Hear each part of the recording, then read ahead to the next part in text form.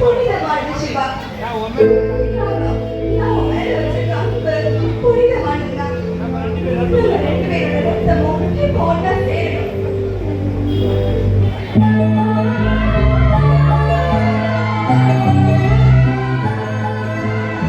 வாழ்ந்தாலும் செத்தாலும் கடைசி வரை உங்க கூட மட்டும்தான்.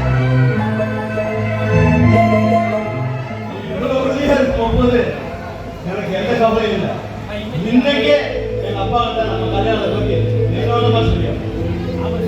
அம்மா சிவா, ஒரு பொறுக்கி எங்க சித்தியோட தம்பியா எங்க வீட்டுல வந்து கட்டிக்கிட்டா என்னதான் கட்டிப்பேன்னு சொல்லி கலாட்டா பண்றான். எங்க சித்தி கூட எங்க அப்பாவை அதுன்னு பேசி மயக்கி இந்த கல்யாணத்துக்கு சம்மதிக்க வச்சுக்கோங்களோன்னு என் மனசு அடிச்சுக்குது. சிவா, கட்டின பொடவையோட இப்பவே அவங்க கூட வர அவங்க அப்பா கிட்ட நான் பேசுறேன். நானே இது பேசி ஒரு முடிவா இருந்தாலும் 2 குடும்பத்தோட சம்மதத்தோட 3 முடிச்சு நீங்க கழுத்துல போடணும்.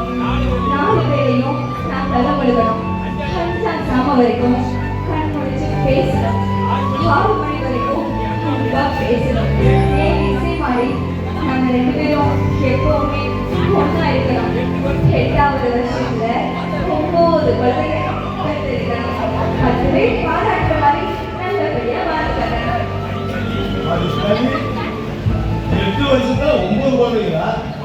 கேப்பே கிடையாதா? ஓ, இதெல்லாம் ஒரு கணக்கு போடுறது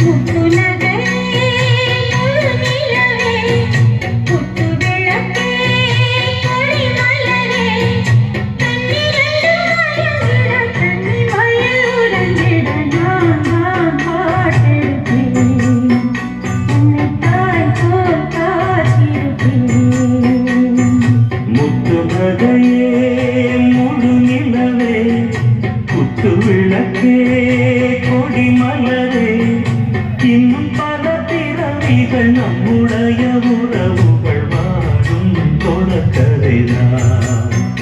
உங்கள் தேசம் வளர்க்கிறதான்.